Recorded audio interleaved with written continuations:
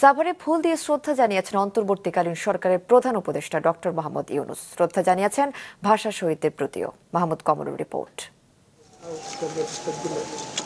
অন্তর্বর্তী সরকার দায়িত্ব নেয়ার পর প্রথম সকাল সাভারে জাতীয় স্মৃতিসৌধে উপদেষ্টাদের ফুল দিয়ে শ্রদ্ধা জানানোর আগ মুহূর্তে নামে প্রবল বৃষ্টি, যা মাথায় নিয়েই সকাল 10টার পর মুক্তিযুদ্ধে বীর শহীদদের প্রতি শ্রদ্ধা জানান প্রধান উপদেষ্টা ডক্টর মোহাম্মদ ইউনূস। পরে অন্য 13 উপদেষ্টাকে সঙ্গে নিয়ে শ্রদ্ধা নিবেদন করেন প্রধান উপদেষ্টা। সেখানে রাখা স্মারক বইতে স্বাক্ষরও করেন। স্মৃতিসৌধে শ্রদ্ধা নিবেদন শেষে ভাষা শহীদদের সম্মান জানাতে চলে আসেন ঢাকার কেন্দ্রীয় শহীদ মিনারে। সরকার প্রধান হিসেবে শ্রদ্ধা জানানোর পর সেখানেও উপদেষ্টাদের নিয়ে ফুল দেন ডক্টর ইউনূস। দেশের ইতিহাসে প্রথমবার ছাত্র প্রতিনিধি হিসেবে বৈষম্য বিরোধী ছাত্র আন্দোলনের 2 সমন্বয়ক সুযোগ পেয়েছেন অন্তর্বর্তী সরকারের উপদেষ্টা হিসেবে।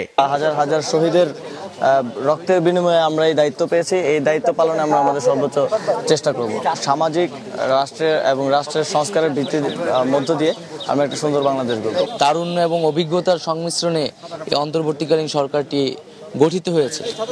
আমরা আশা করব যে আমাদের যারা সিনিয়র সিটিজেন নাগরিক সমাজ, তাদের অভিজ্ঞতা, গ্রহণযোগ্যতা এবং একই সাথে আমাদের যে তারুণ্যের শক্তি, এই উভয় মিলে আমরা বাংলাদেশ রাষ্ট্রটাকে আবার নতুন করে সাজাতে পারবো। অন্তর্বর্তী সরকারের 3 উপদেষ্টা বীর মুক্তিযোদ্ধা ফারুকী আজম, ডাক্তার বিধান চন্দ্র রায় ও সুপ্রদীপ চাকমা শপথ নিতে পারেন আগামীকাল। মাহমুদ কমল, মাছরাঙা সংবাদ, ঢাকা।